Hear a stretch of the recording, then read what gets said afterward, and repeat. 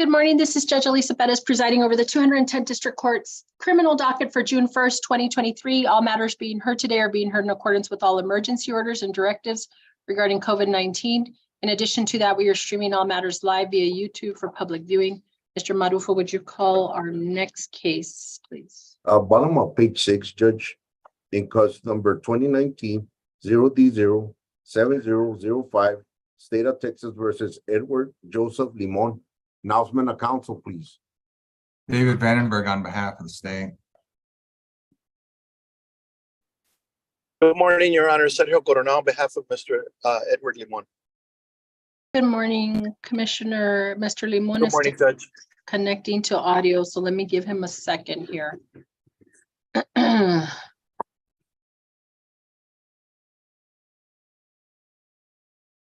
you hear me, Judge? I can. It looks like Mr. Limon, are you connected now? Yes, there it is. Okay, I'm going to mute you for right now, just because sometimes we have issues with background noise. Okay, good morning. We are scheduled, let me see, we're scheduled for a review hearing. Is that the only thing we're scheduled for? Let me Yes, pull Your up Honor. the probation summary. I apologize, I did not see this one. Let me look at it.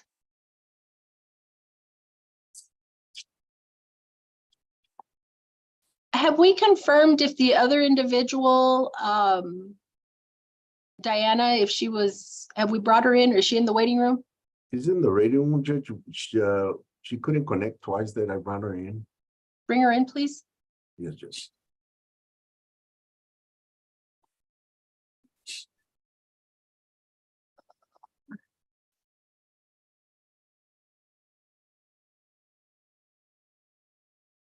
Looks like we have an upcoming TAP appointment on the 27th of June.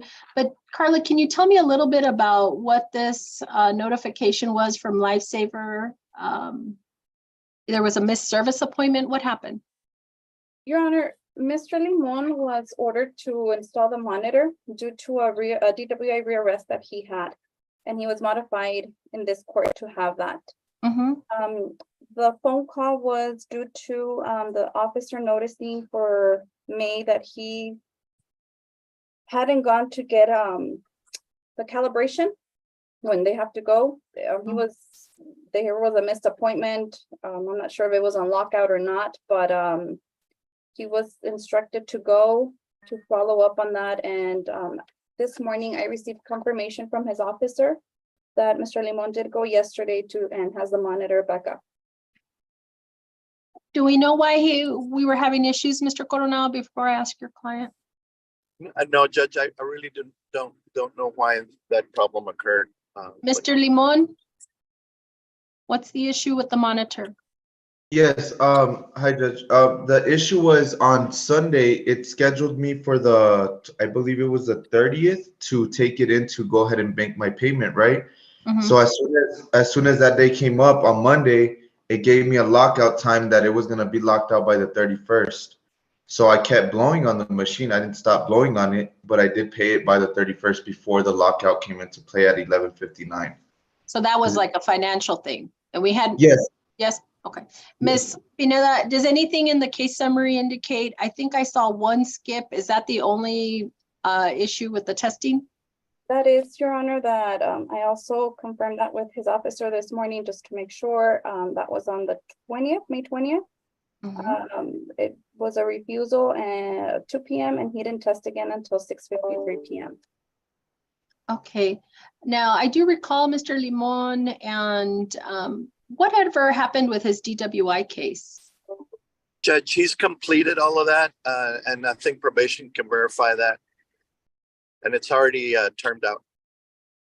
Is that right, Ms. Pina? I don't see, I have, when I pull up his case on Odyssey, there's no link to sometimes it'll have the links for the misdemeanor cases, even if they're closed, but has that DWI been closed out?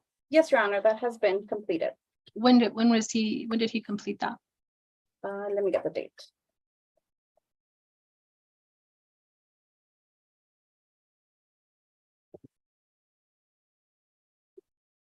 I know it was in April. Let me just get the exact. Date is April 24th, 2023, Your Honor. How long did he do? It was a DWI first. What did he do? Like 12 months probation or something like that? It was either 12 months or a year and a half, Judge, I forget. Yeah, I remember Mr. Coronado had been very diligent with Mr. Limon because I think we had some issues. We had the arrest and I feel like we've had a good amount of time of compliance. In other words, Mr. Limon, for my purposes, I mean, you successfully completed your DWI probation. So, you know, the concerns that the court had, I mean, you've satisfied that. Ms. Pineda, has there been any assessment or any information that probation has been made aware of that they would recommend keeping the monitor? I'm not inclined to keep him on the monitor because this isn't an intox. I mean, where in our case, in the assault, was there allegations that, you know, that he was intoxicated or anything like that? Your Honor, I don't recall that. Let me. On the case summary, is there any kind of, I see there's a TAP assessment. This is what I'm going to do. TAP appointment is set, Mr. Coronado, for June 27th. I Yes, want ma'am. to see, we're going to come back in the middle of July, and I want to see what TAP has to say. If we don't have any need for anything, I'm inclined to remove this monitor. We often are limited on resources for other individuals who need them, and if he doesn't need it, I don't want to keep it on there. Yeah, and Judge, it was not initially ordered in your case, and so and he has complied with the DWI successfully. Okay. And it you know, I know that the prices have come down somewhat on these monitors, but it's still quite a financial obligation.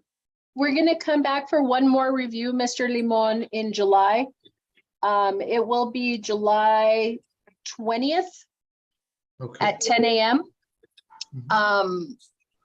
We have your June TAP assessment on the 27th. Carla, you can let the probation officer know that once they receive the assessment from TAP, if it's clear that there is no need to have any treatment, counseling, anything like that, nothing related to alcohol, then I actually am very good with them just modifying so we can remove the monitor. Okay? Yes, Your Honor. That's how we'll do it, Mr. Coronado. So we'll get past the TAP assessment. So you still go to your TAP assessment, okay, Mr. Limon? Stay on Yes, track, ma'am. stay on track. And if we're still in good shape, I'll remove that monitor, okay? Your Okay, Honor. sounds good. Thank you, Judge. Thank you, Judge. Miss Carla has one more thing. Thank you. Your Honor, I just Thank- wanted to confirm, yes, the DWI was expired on 4/20/4/23, and it was a 12-month probation. And yes, I did get the whole TAP assessment. And I cannot, I'm sorry, Judge, I cannot pull up the report, the offense report for this assault to see if there was any indication of alcohol use. Thank you for following up. Okay, we do have, so the appointment is on the 27th of June, right? Yes. Okay, that's what it. Okay, we'll come back one more time. Thank you very much. Right, Thank you, Judge. Who's next? Middle of page 7, Judge. Mhm. In cause number 2017-0D03494, State of Texas versus Alex Rodriguez. Announcement of council, please. David Vandenberg on behalf of the state. Rick Huffman on behalf of Mr. Rodriguez. And Monica Lerma, adult probation. Oh yes, Alex, is that Alex Rodriguez? Yes, Judge. All righty. Okay, it's also, probationer is also present. We're set for probation status hearing. Ms. Lerma, what information do you have for me? Your Honor, he's reporting, he is attending sex offender treatment and he is attending community service. I'm just showing that no assignments for SOTP have been, I don't know if he's been having difficulty with the assignments, but I don't show any for the month of May. I know he was, he had just gotten out of jail at the beginning of May, and then he was sick one of those weeks. So other than that, he's paid down his balance. He has been attending. He is working. He had a TAP assessment on May 3rd, 2023, but he did not meet criteria for treatment. So he will not be doing any treatment for that. What did you tell me about the May attending treatment? Because on the case summary, it says as of this date, May 31st, Mr. Rodriguez is attending sex offender treatment weekly and appears to be making progress. Is that accurate? Well, I wrote that before I saw the progress report, Your Honor, that we just received. There are two, I didn't have it printed. The first week was an absence due to jail. There's a week after that, the subsequent week was he was sick. He had an excused absence. Aside from that, he'd been attending. Okay, so we don't have, we have some, I guess, hiccups or interruptions in treatment for May. But we've had clean UAs, which was an issue before. How often are we testing him? We're trying to, Your Honor, I did 3, I believe. Well, 2 in May, and then he just took one today. Negative. Negative, ma'am. I still want him, because of that positive from March, I still want him tested frequently. The recommendation is for him to continue on supervision and complete the financial assessment. Let me see, financial review. Just trying to catch up on financial obligations, sure. What are his fees? I mean, what is the constraint right now in terms, or where does he need, I guess, financial relief in terms of his probation? Well, I know that he pays rent. He resides with his mother. So most of the financial burden lies on him. Mhm. So if we can, we'd like to maybe just alleviate some of that, maybe reduce some of the probation fees. Like I said, I sent him the form to fill out. And as soon as he gets that to me, I will review it and send it to my supervisors to see if he qualifies. Okay, if he qualifies, obviously, we can make a reduction in fees and make it retroactive to day of. Do we have a motion out pending still on Mr. Rodriguez? I believe we do. Yeah, I want to leave it pending. We've been back a couple of times. Mr. Rodriguez, you know, I don't know if we've had this conversation before about the financial angle of probation. I am absolutely workable with you on that. What I am not workable with you on is if we start having positives, if we're missing treatment, things of that nature. So please return to Ms. Lerma the information that she needs to work up that financial assessment. Ms. Lerma, if he qualifies, just send me the mods to reduce the fees. Yes, You don't have to have another hearing, but I do want another review hearing. Mr. Huffman, do you have anything? No, Your Honor. I'm sorry? No, Your Honor. Okay, we're gonna come back in 3 months. Ms. Lerma, if we're having issues with him attending things, I need to know immediately. Yes, ma'am. Thank Will you do. very much. Mr. Rodriguez, good luck to you. Get your financials in order so we can reduce your fees if that's what's needed, okay? Yes, ma'am. Anything else? No, ma'am, may I be excused? You may. Thank you, Mr. Rodriguez. Who's Thank you. next? Top of page 7, Judge, Mhm. in cause number 2021 0D02285 and 2022 0D00735, State of Texas versus Eduardo Davila. Announcement of council, please. David Vandenberg on behalf of the state. Is this who is on this case? Is it Mr. Hernandez? It's a public defender case. Mr. Hoffman, Mr. Hernandez is here in the court, Judge. Okay, is his client here? Is that an in-person hearing? No, Judge, he just walked in. He's in Courtroom. He's in jail, Judge. I remember this is a mental health. Mr. Hernandez, you want to get on the screen? Yes, Your Honor. Thank you, Your Honor. I apologize. I thought they were both in person because I know my 11 o'clock is in person. Good to see you. I got your paperwork yesterday on somebody. Yes, Your Honor. That's the 11 o'clock plea. And with regard to Mr. Davila, we now have an expert. That's right. He has found insanity at the time of the offense. So I'll discuss it with the state. But I would like to go ahead and set a trial, maybe 60 days down the line. Mm, Okay, whatever the court can fit it in, Your Honor. What was I offering up the other day? June, July, August. Let me look very quickly. So this is a final hearing plea deadline. So there's a new matter kind of in the mix here. Mr. Vandenberg, do you have a rec on Mr. Davila's cases? Yes, ma'am. It's 5 TDC and court costs. And we'll discuss the case with Mr. Vandenberg just to bring him up to speed, Your Honor, beforehand, because maybe we can reach an agreement.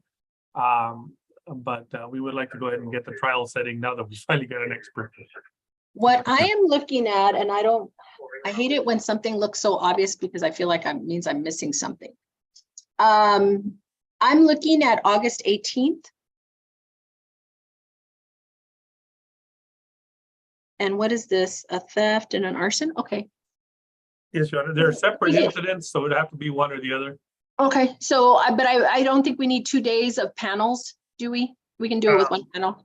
I don't know, Your Honor. This is an unusual case. This is going to be an insanity defense. I'll look at the calendar to see if you're telling me that, then we'll look for 2 panels. If we are, then we're starting on the 17th. Yes, Your Honor. Final hearing plea deadline on the 15th.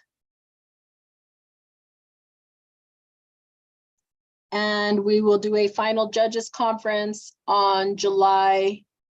Do you want him at the jail slot, Mr. I was gonna call you Mr. Marufo. Mr. Hernandez, do you want to do him at the jail slot? Any of the, like the final hearing plea deadline, or are you okay doing it outside of your client's presence? Like- Your Honor, I would actually like to do it with him present if it's possible. Okay, so then we can do July 18th, 7/18 at 3 p.m. Thank you very much, Your Honor. Thank you. Mr. Vandenberg, nice to meet you. We'll talk. Good. Call me when you can. Okay, thank you. My excuse, Your Honor.